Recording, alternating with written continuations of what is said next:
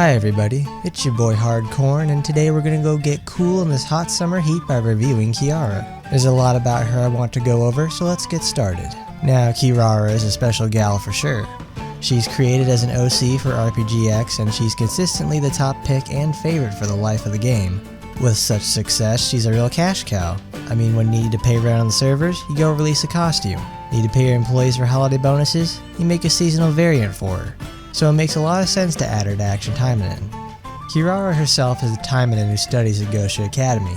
She goes out on missions under Osaki's command and goes and solves those problems. Kirara is also special in the sense that she's a halfie, half human and half Oni. Papa Onisaki managed to bag himself the Frost Phantom, so I gotta give him some props there. She gains her Taimanin abilities through her father, but through a series of arguments and bad experiences with him, she has developed a disdain for him.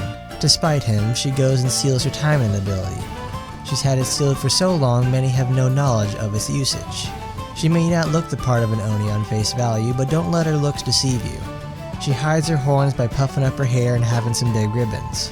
She's got little horn stubs like a Viking helmet, so it's real cute on her part. And she gets real shy about them too, so it just keeps getting cuter and cuter with her. Ain't that great? Another thing to note is that she absolutely despises men. From their physical appearance to their thoughts and mannerisms. I mean, don't get her started on it because she just won't stop. Kirara is really all over the place in a sort of thematic sense. However, she's managed to translate such scattered feelings into the field of combat. She's got that disdain for men, so she really appreciates the gift her mother has given her, the ability to manipulate cold air. This lets Kirara freeze moisture around her and weaponize it. She can even go so far as to freeze the water in enemies with her fists. Manipulation of her surroundings and enemies is the core of her fighting ability. To really focus her freezing ability, she fights with magical orbs to concentrate her abilities and channel them into her enemies. It's the same thing as Yukikaze's lightning powers being funneled into her guns. Kirara is a battle mage, plain and simple. She doesn't like to get too close immediately, so she has a variety of openers, baits, and feints to give sick to her enemies and weaken them. Or she can take the opportunity with the openers to get some buffs and just carve her own path. Because once she gets going, she can take on enemies twice her size and strength because she's got a constant flow of buffs and debuffs to level the field in her favor. She needs as much help as she can get though, because boy howdy does she have the deck stacked against her. Kirara's base stats at 75 are quite poor. While she does have the uncontested highest defense in the game currently, she's got the lowest base HP and crit value. Though a silver lining is that she has the second highest base attack currently, so after she's given out ailments and slowed them down, she's going to come in and wipe the floor with them. Moving like an ice dancer with her is key. Many of her skills have a degree of immobilization, like their pirouettes interspersed with traveling across the stage. Spin and bow in place to apply ailments, then dance through the enemies to deal damage. Kirara's basic attack string puts her in a good place in my book. Each hit advances her forward, and they have nice AoEs attached to each and every hit. Her Taimanin art even goes so far as to make it even better. The ability to chase is such a worthwhile aspect, and you don't even know how good it is until it's gone.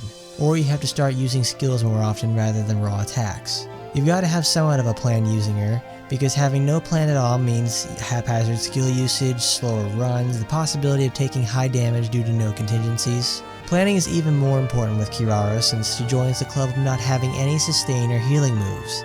The only healing she's got is a weapon skill on a UR, and even then it's still pretty bad. But it's better than nothing. Like I said, using Kirara is like ice dancing, so she's got a style on the enemies with her smooth moves. Dancing takes practice and planning for the steps, so let's take a look at her steps per se, and dive on into the skills. Starting off with Frost Edge is the simple knocking up into aerial rave attack.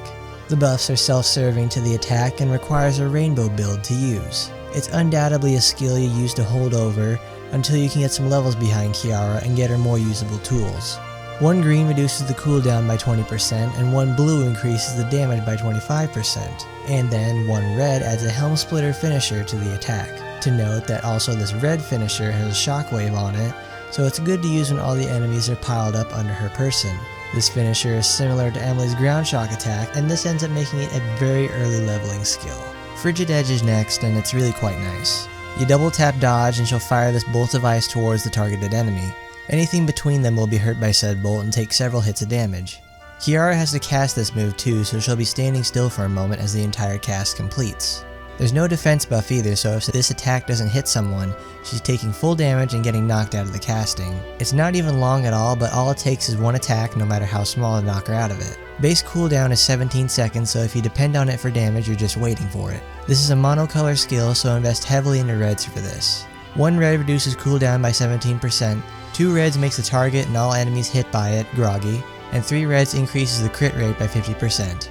The investment pays off quite nicely, but the long cooldown and cast point make for dodgy use. This is a sort of skill I'd equip on the 4th slot if I have it, just to fill it up anyways. It keeps Kirara active through dodging and also keeps the flow of DPS going.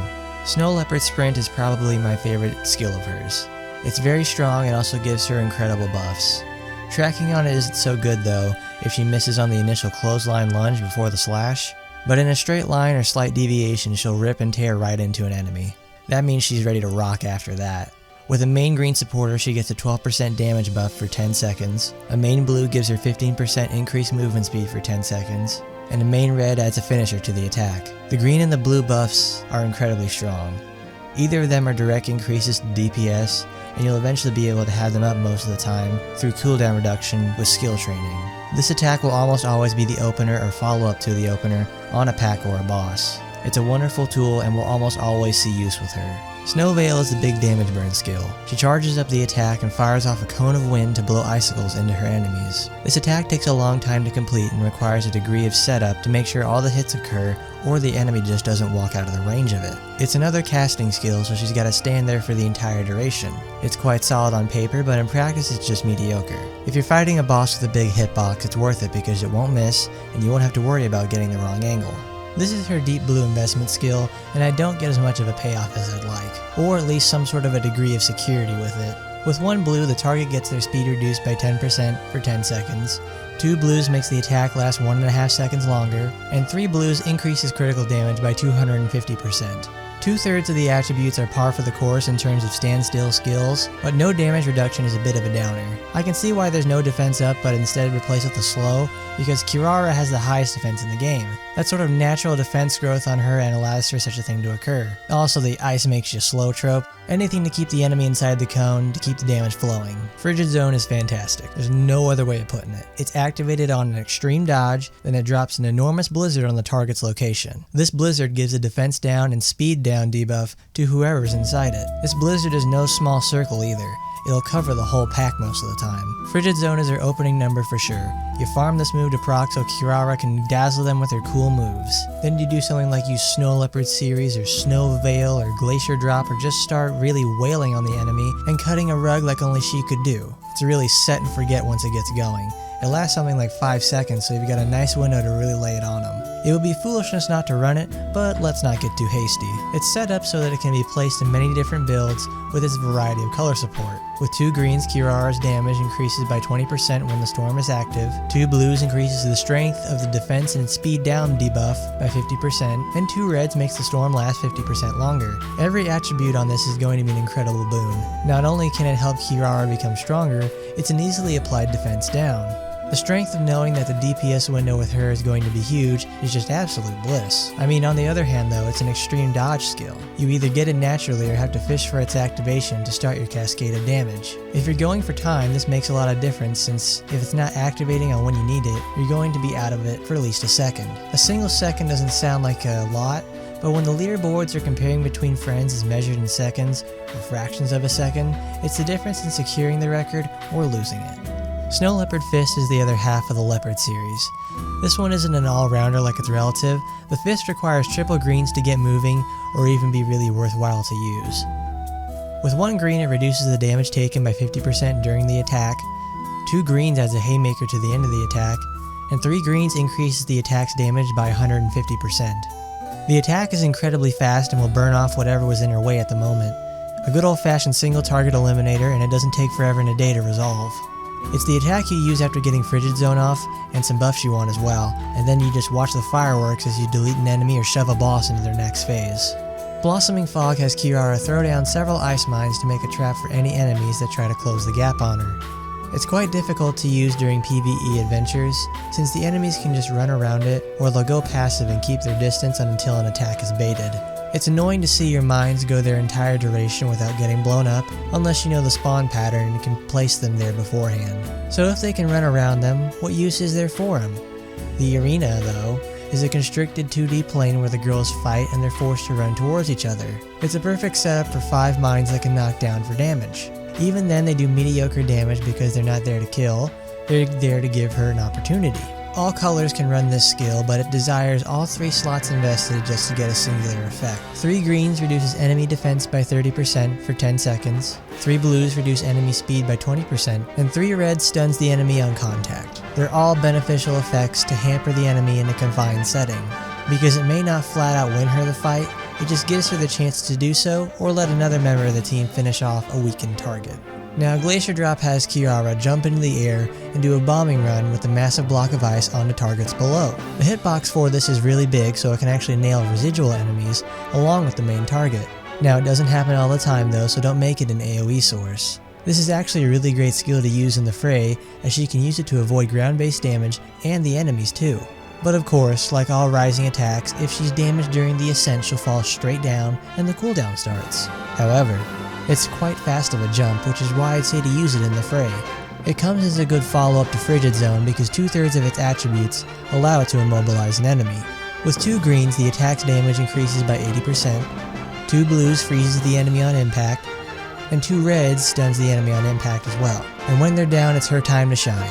Cooldown for this is very fast too, so she'll be hopping around the battlefield like a gazelle, raining ailments and damage. It's a big ol' hailstorm.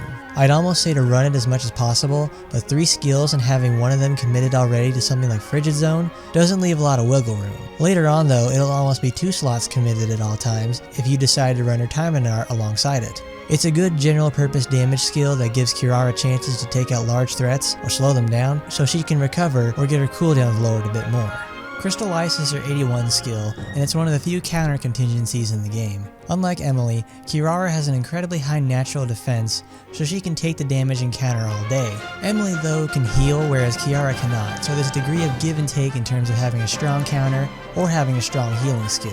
Kirara can't heal, so she gets a very nice counter skill. After taking damage, she immediately retaliates by freezing the enemy in place for a good amount of damage. With 2 greens, it reduces the enemy damage by 20% for 10 seconds, 2 blues knocks back the enemy on hit, and 2 reds reduces the enemy defense by 30% for 10 seconds. This is on a base 7-second cooldown, so you can perpetually keep an ailment on an enemy, and better yet keep them frozen almost forever, barring your HP.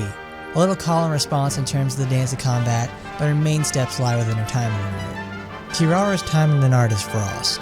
It's a very simplistic change to her attack string, but there's more to meets the eye. Normally Kirara has 4 swings to her attack, and they all span a wide area and move her forward. The tracking on them is pretty nice too. Frost adds a finisher to the attack string with the 5th hit. This hit spawns a flurry of icicles that expand 360 degrees from the impact. These icicles are their own projectiles too, so they can individually crit. They have decent travel too, as they'll go about 2.5 meters before melting away. What makes the icicles so good is that they make a finisher into a sort of shotgun. Bigger enemies in the game like greater demons and Tempest can be hit by most, if not all, the icicles at once for an enormous amount of damage alongside the regular attacks. Even smaller enemies can get snagged on a few of the icicles as they spawn in for a nice supplementary damage bonus. That's not all. Her Taimanin art also gives her a total 30% damage increase to the basic attack, along with a 50% particle charge boost. That particle charge applies to the icicles as well, so if all of them hit, she's going to gain a lot of particles in a short amount of time. You can really go full gorilla mode with Frost. I mean, with how the attack string moves, you can weave through the pack and single out an enemy by pushing them away. Then you use the final hit of the string to dunk a load of ice into the crowd. It's the mediator between the jumps and spins that are her skills that she can show off onto enemies. To conclude on Kirara, she's just very strong. There's no ifs, ands, buts about it. The only thing keeping her from being at the top is some sort of a scaling heal. How the game counteracts that though is having her become a fortress of ice with the highest defense value currently. Even then, she can last a very long time without healing, due to the amount of ailments she can apply on enemies. Ailments of course don't give healing, but the crowd control is something incredibly great to have at all times. Most of her effects work on bosses too. However, this ice statue doesn't last too long in hot situations. If she gets burst down in some way, there's no coming back and she'll just end up having to concede to a slower, less aggressive playstyle, and hope for potion drops, or just be dead soon. She's not much into the bursting crowd, but is more about going in waves. Or to go with her ice dancing motif, she spins and skates and spins and skates, and repeat until the pack is gone. With her somewhat large cooldowns, she benefits well from this since it'll stagger them. Also makes it that so you're going to have some sort of a buff on at all times. And also that your damage is consistent all the way through the fight. Be a constant force like a gale while also standing fast like a fortress. Kirara accomplishes this in spades. The best advice is to remain steady, keep cool under pressure, and don't melt when the enemies turn up the heat and you take damage. Ice cold milk, however, is a reward for those who wait. Oh lord, it wasn't that something. Thanks for coming on out and learning with your boy Hardcorn. Make sure you hit that like and subscribe button. Leave a comment too, because I'd love to hear from you guys and maybe get some ideas from where to go next. And as always, I'll see you next time.